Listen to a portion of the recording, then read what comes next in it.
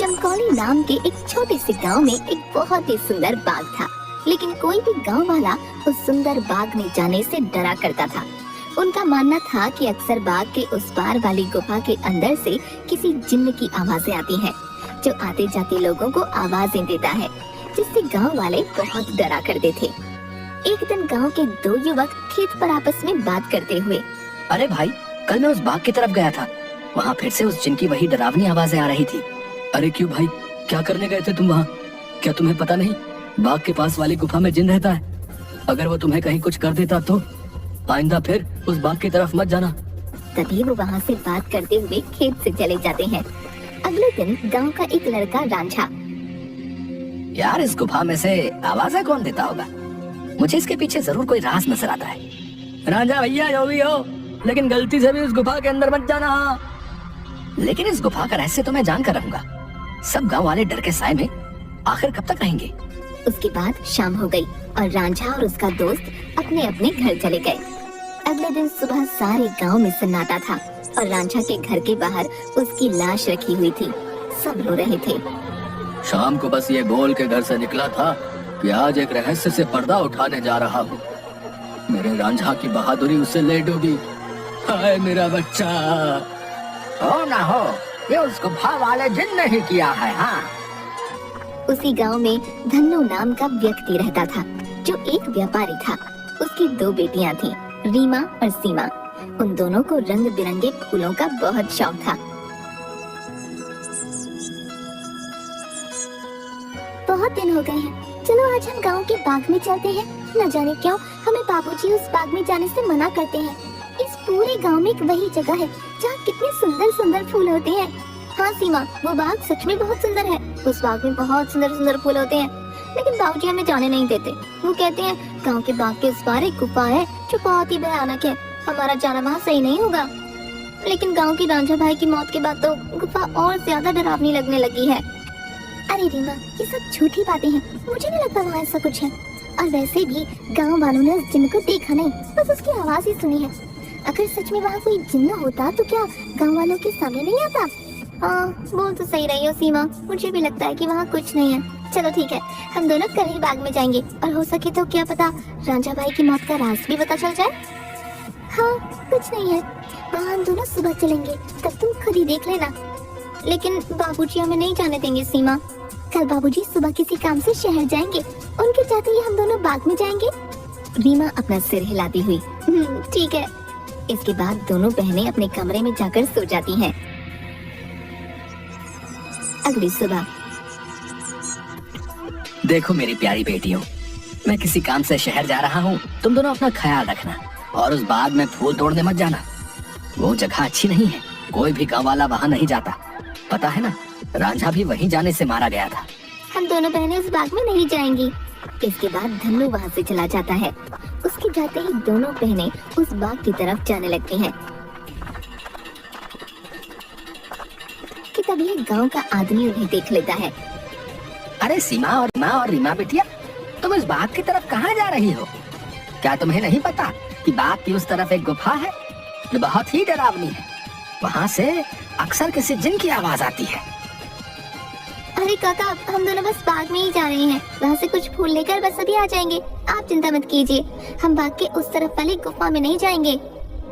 चलो ठीक है बेटिया, लेकिन तुम दोनों शाम होने से पहले आ जाना। अच्छा, अब मैं चलता हूँ। इसके बाद वो आदमी वहाँ से चला जाता है। थोड़ी दूर चलने पर सीमा और रीमा देखती हैं कि दो चोर आपस में बातें कर रहे होते हैं। अरे भाई, हम ये सही कर रहे हैं क्या? गांव वाले तो कहते हैं उस गुफा में एक जिन रहता है जो लोगों को आवाजें देता है। मुझे नहीं लगता है ऐसा कुछ है। वो गुफा गांव के सरपंच की है। मुझे तो लगता है उसमें बहुत सारा खजाना होगा। सब गांव वालों को डराने का बहाना है। बस चलो, चलकर आज देख ही डालते हैं। इसके बाद वो दोनों गुफा की ओर जाने लगते हैं। उन्हें गुफा की ओर जाता देख रीमा और सीमा भी उनके पीछे जाने लगती हैं कि तभी वो देखती हैं कि वो दोनों चोर गुफा के अंदर जाने ही वाले होते हैं कि वहाँ एक औरत आती है जो देखने में काफी भयानक होती है और उसके हाथ में एक टोकरी होती है जिसमें बहुत सारे रंग बिरंगे फल होते हैं।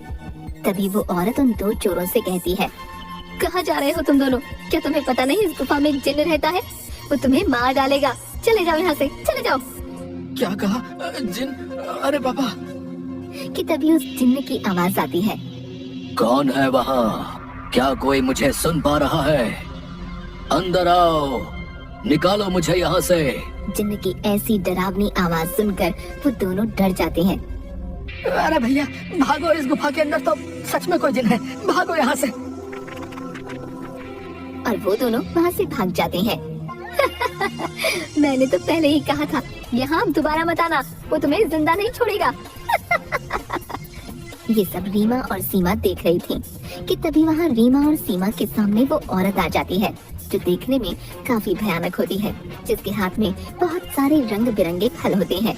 कहाँ जा रही हो तुम दोनों? सीमा और रीमा डरते हुए। हम तो बस ऐसे ही बाग घूमने आए थे काकी, लेकिन आप यहाँ क्या कर रही हैं? मैं तो यहीं रहती हूँ, यही बाग मेरा घर है। तुम दोनों यहाँ से जल्दी चली जाओ, वरना वो जिन्न तुम्हें छोड़ेगा नहीं। जाओ यहाँ से। क्या सच में बाग के उस पार वाली गुफा में कोई जिन्न है काकी? हाँ, और वो इसके बाद वो औरत वहाँ से चली जाती है। मुझे बहुत डर लग रहा है, अब मैं इसके आगे नहीं जाऊंगी। मुझे लगता है वो औरत सच बोल रही है, वो जिन्न हमें मार डालेगा। मैं नहीं जाऊंगी उस गुफा में। ठीक है, तो मेरा यही इंतजार करना। मैं सच जानना चाहती हूँ, क्या वाकई वो आवाज जिन्न की है या नहीं? इसलिए मैं तो गुफा के अंदर जा रही हूँ। तुम यहाँ से कहीं मत जाना, मैं जल्दी आ जाऊंगी। इसके बाद रीमा अकेले ही आगे चलती है।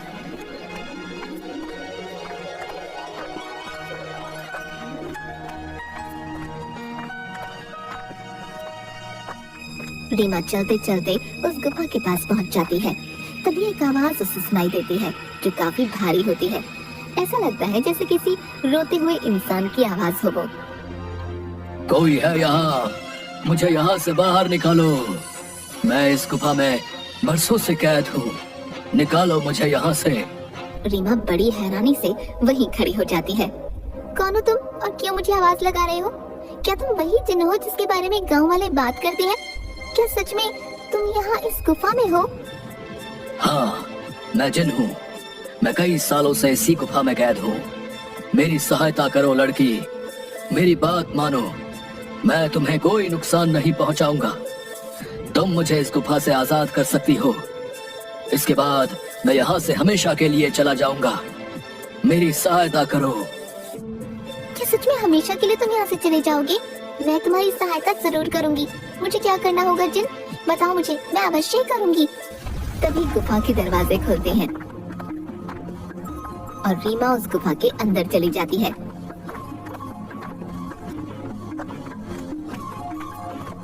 जैसे ही वो अंदर जाती है, एक बहुत बड़ी अजीब सी जानवर की परछाई उसे नजर आती है जो देखने में बहुत ही डरावनी होती है। आओ लड़की, तुम्हारा जिन की इस गुफा में स्वागत है। मैं कई सालों से गुफा के बाहर आते जाते लोगों को आवाजें लगाता हूँ। सब गांव वाले डर कर भाग जाते हैं। कोई भी गांव वाला इस गुफा में आने की हिम्मत नहीं कर पाता। लेकिन तुम बहुत ही बहादुर लड़की हो जो इस गुफा में अकेली चली आई हो। क्या तुम जिन्न हो? लेकिन तुम मुझे दिखाई क्यों नहीं दे रहे हो? क्या तुम किसी को दिखाई नहीं दे सकते हो? नहीं, मैं जिन नहीं हूँ लड़की, मैं उस जिन की परछाई हूँ। वो जिन तो इस गुफा के कैद खाने में बरसों से कैद है, वो बाहर नहीं आ सकता है। मैं उसकी परछाई हूँ। परछाई? तुम मुझे ये बताओ कि वो जिन इस गुफा में कैद क्यों है? क्या जिन्न के इस गुफा में रिहा होने का कोई मार्ग नहीं है? मार्ग है लड़की, और तुम उस मार्ग तक पहुंच सकती हो। लेकिन इसके लिए तुम्हें इस गुफा के तहखाने में जिन के पास जाना होगा। वही जिन तुम्हें उसकी मुक्ति का राज बताएगा। जिसके बाद रीमा हाथ में जलती हुई एक आग की मशाल लेकर उस गुफा की ओर जाती है। जैसे ही रीमा तहखाने के अंदर जाती है तो उसे एक आग जलती हुई दिखाई देती है। वो जैसे ही उस आग के पास जाती है, हे जिन, मैं यहाँ तुम्हारी मदद करने आई हूँ, क्या तुम मुझे सुन सकते हो? उसे उस जिन्न की आवाज आती है। आओ बहादुर लड़की, मैं तुम्हारा ही इंतजार कर रहा हूँ। मैं जानता हूँ कि तुम ही मुझे इस गुफा से मुक्ति दिला सकती हो। तुम्हारा इस गुफा में स्वागत है लड़की। तुम बहुत ही बहादुर हो जो इस गुफा में आई हो। मेरा नाम जिनाद है। मैं यहाँ कई सालों से बंद हूँ। मेरे सामने आओ जिन्नात, मैं तुम्हें देखना चाहती हूँ। कि तभी अचानक से जिन्नात उसके सामने आता है, जो बहुत ही डरावना होता है। एक बहुत ही भयानक सा दिखने वाला, जिसके सिर पर एक लंबी चोटी होती है, जो काफी बड़ा होता है। रीमा के सामने वो आता है। उसे देखकर रीमा थोड़ा डर जाती है। देखो, तुम डरो मत लड़की, मैं तुम्हें कुछ नहीं करूंगा। मैं जानता हूँ कि तुम मेरी मदद करने आई हो, लेकिन मेरी मदद करना इतना भी आसान नहीं है।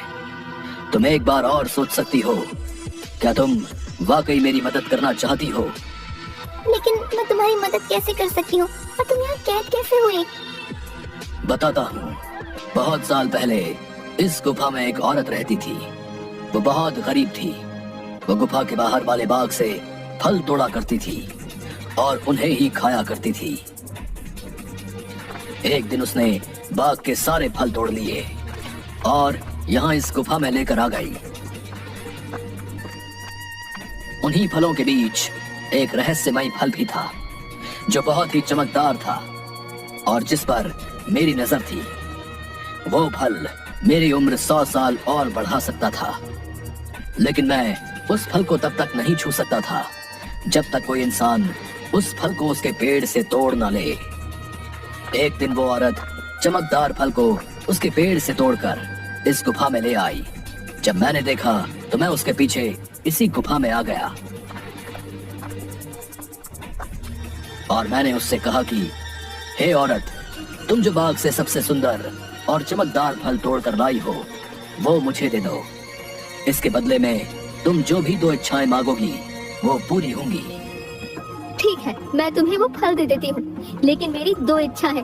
पहली ये कि तुम मुझे वरदान दो, आज से ये बाग मेरा होगा, और दूसरी ये कि तुम इस गुफा में ही कैद रहोगे, ताकि इस बाग में कोई भी तुम्हारे डर से ना आ सके, और हमेशा के लिए मैं ही इस बाग में राज करूँ। वो औरत मुझे फल तो दे देती है। उस फल से मेरी उम्र तो 100 साल बढ़ गई, लेकिन उस औरत को दिए गए वरदान की वजह से मैं यही कैद हो गया। तब से ही मैं इस तहखाने में कैद हूँ। क्या अब से पहले किसी ने आपको यहाँ से बाहर निकालने की कोशिश नहीं की? इससे पहले गांव के एक लड़के ने मुझे बचाने की हिम्मत दिखाई थी, लेकिन जैसे ही वो लड़का उस चमत्कारी फल को लेकर गुफा में आ रहा था, तभी उस बूढ़ी औरत ने उसको मौत के घाट उतार दिया और सारे गांव में बात फैल गई कि मैंने उसको मारा है। हाँ, वो लड़का हमारे गांव का रांझा भैया थी। उसको उस बूढ़ी औरत ने मारा। मैं आपको यहाँ से आजाद जरूर करवाऊंगी, लेकिन मुझे तुम्हें यहाँ से आजाद कराने के लिए करना क्या होगा? तुम्हें यहाँ से उस बाग में जाना होगा। वहाँ तुम्हें उस बाग में रहने वाली उसी औरत की झोपड़ी दिखेगी, जिसके कारण मैं इस गुफा में कैद हूँ। तुम्हें उसकी झोपड़ी में जाना होगा।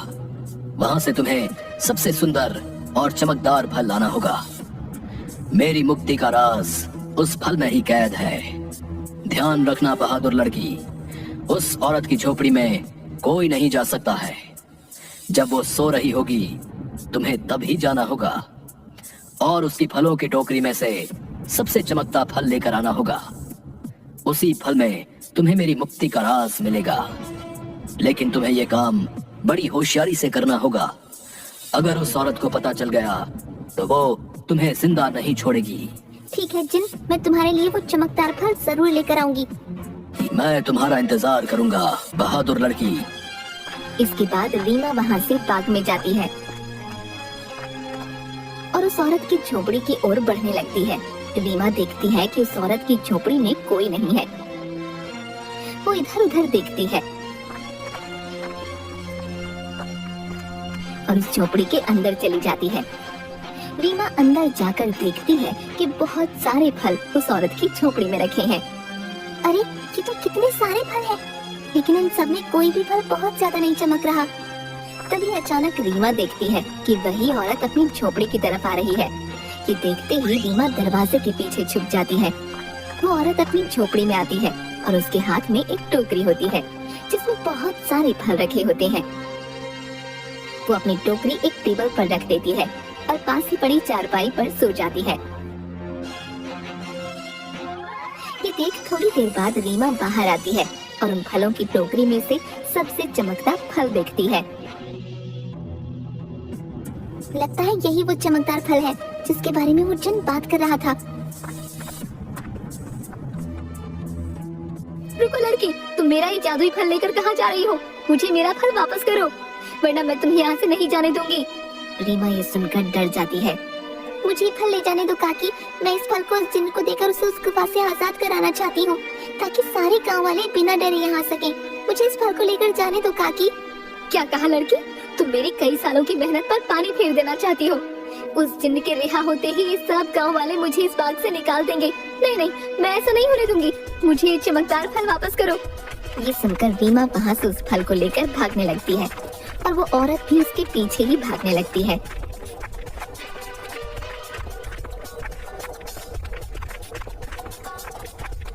रीमा भागते भागते उस गुफा में पहुंच जाती है। जैसे ही वो गुफा में पहुंचती है, वो जादुई फल उसके हाथ से नीचे गिर जाता है, जिसके गिरते ही तोते में बदल जाता है। रीमा ये देखकर हैरान हो जाती है। तभी वो औरत वहाँ आ जाती है। ये तुमने क्या किया लड़की? इस जादुई फल को नीचे गिरा दिया और अभी तोता तुम्हें उस जिन्न की आजादी का सबसे आखिरी रास्ता बताएगा। नहीं, मैं ऐसा नहीं होने दूंगी, मैं तुम्हें मार डालूंगी। वो औरत रीमा को जैसे ही अपने हाथों से मारने आगे बढ़ती है, वो औरत अचानक से आग में जलने लगती है, जिसे देख रीमा हैरान हो जाती है। तभी एक आवाज सुनाई देती है जो उस जिन्न की परछाई की होती है। डरो मत बहादुर लड़की, इस लालची औरत को इसके किए की सजा मिल चुकी है। अब तुम्हें अपनी मंजिल का आखिरी पड़ाव पार करना है, जिसमें ये तोता तुम्हारी मदद करेगा। तभी अचानक से वो तोता उड़ने लगता है और गुफा में उसी तरफ भागने लगता है जहाँ वो जिन्न कैद था। रीमा भी उसके पीछे पीछे चलने लगती है।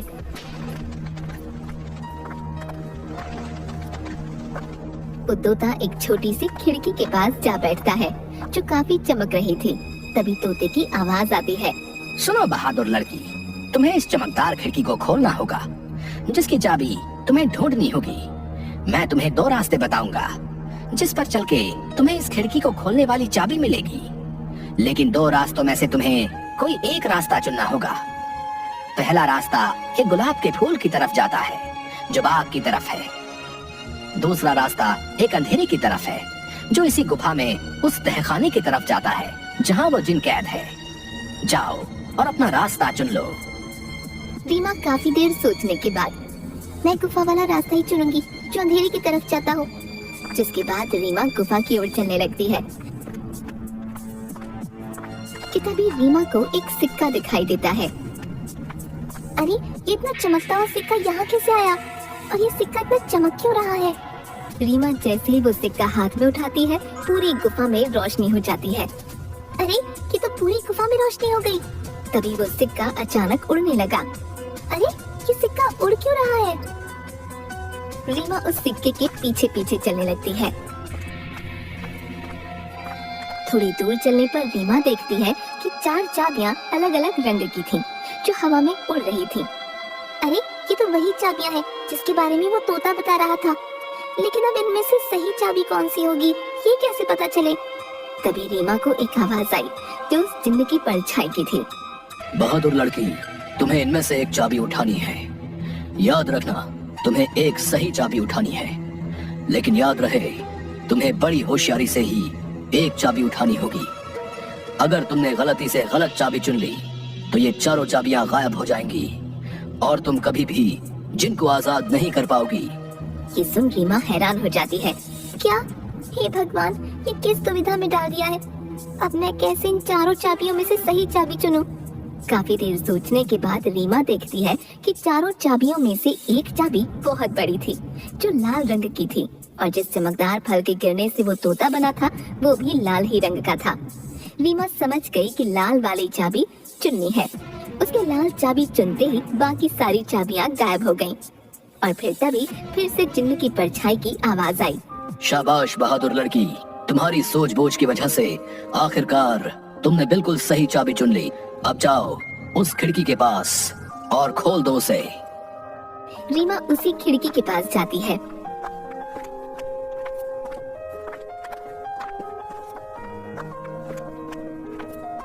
और देखती है कि अभी भी वो तोता उस खिड़की के पास ही बैठा था। ये देखो, मैं इस खिड़की की चाबी ले आई हूँ। तुम वाकई बहुत बहादुर हो लड़की। अब तुम इस चाबी से इस खिड़की को खोल दो।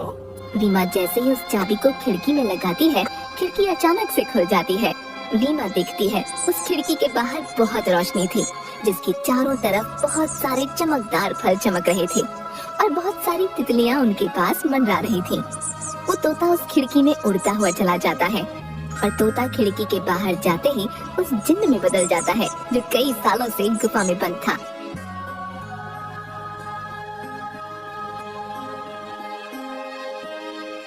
तुम्हारा बहुत बहुत धन्यवाद लड़की, तुमने मुझे इस गुफा से आजाद कर दिया। तुम एक निडर और साहसी लड़की हो। तुम जो भी मांगोगी मैं वो तुम्हें दूंगा। बोलो क्या इच्छा है तुम्हारी? क्या सच में अब तुम आजाद हो गई हो? अब तुम इस गुफा में नहीं हो। अब सब गांव वाले यहाँ आ सकेंगे। मैं और मेरी बहन भी अब बाग में आ सकेंगे कभी भी। हाँ बहादुर लड़की, अब किसी को भी डरने की कोई जरूरत नहीं है। अब मैं इस गुफा से बाहर आ गया हूँ अपनी दुनिया में। अब मैं किसी को आवाजें नहीं दूंगा। तुम जब चाहो यहाँ आ सकती हो। तुम्हारी ही वजह से मैं आजाद हो पाया हूँ। तुम मुझसे जो भी मांगोगी मैं तुम्हें वही दूंगा। बोलो क्या इच्छा है तुम्हारी? जिन, मैं कुछ नहीं मांगना चाहती हूँ, लेकिन अगर तुम सच में मेरी इच्छा पूरी करना चाहते हो तो गुफा के सामने वाले बाग से मुझे बहुत प्यार है। इसमें रंग बिरंगे फूल मुझे बहुत पसंद है। मैं चाहती हूँ कि ये बाग हमेशा ऐसे ही खिलखिलाता रहे, इसके फूल कभी न मुरझाएं। ठीक है बहादुर लड़की, तुम्हारी ये इच्छा जरूर पूरी करूंगा। अब ये बाग हमेशा यूं ही रहेगा, कभी भी मुरझाएगा नहीं। तुम अब जब भी इस बाग के फूलों को देखोगी तो ये हमेशा खिले रहेंगे। अच्छा, अब मैं हमेशा के लिए यहाँ से जा रहा हूँ। इसके बाद वो जिन्न गायब हो जाता है और खिड़की बंद हो जाती है। रीमा जब गुफा से बाहर निकलती है तो सब गांव वाले धन्नु और सीमा बाहर खड़े होते हैं। अरे मेरी बिटिया, आ गई तू वापस। उस जिन ने तुझे कुछ किया तो नहीं? आखिर क्यों गई थी तू उस गुफा के अंदर? अगर वो जिन तुझे मार डालता तो क्या करता मैं? दीदी, तुम ठीक तो हो ना? क्या सच में तुम्हें उस जिन्न ने कुछ नहीं किया? बाबूजी, मैं बिल्कुल ठीक हूँ। अब अंदर कोई जिन्न नहीं है। इस गुफा के अंदर जो जिन्न था अब वो हमेशा के लिए इस गुफा से चला गया है। अब आप सभी को डरने की कोई जरूरत नहीं है। अब कोई भी यहाँ आ सकता है। अरे क्या बोल रही हो रीमा बिटिया? आखिर कहाँ गया वो जिन जो आते जाते लोगों को आवाजें दिया करता था? रीमा गांव वालों को सारी बात बताती है।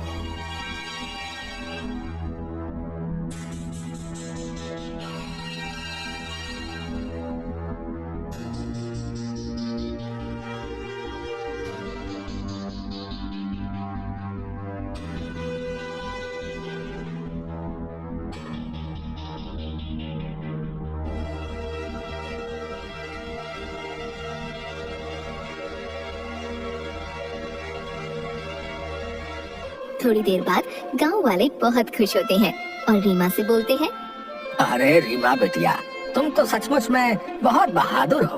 तुम्हारी वजह से ही अब वो जिन इस गुफा से आजाद हो गया है। अब हम गांव वालों को डरने की कोई जरूरत नहीं है और रांझा की मौत का रहस्य भी सब गांव वालों को पता चल गया। इसके बाद गांव वाले बिना डरे हंसी खुशी गांव में रहने लगते हैं।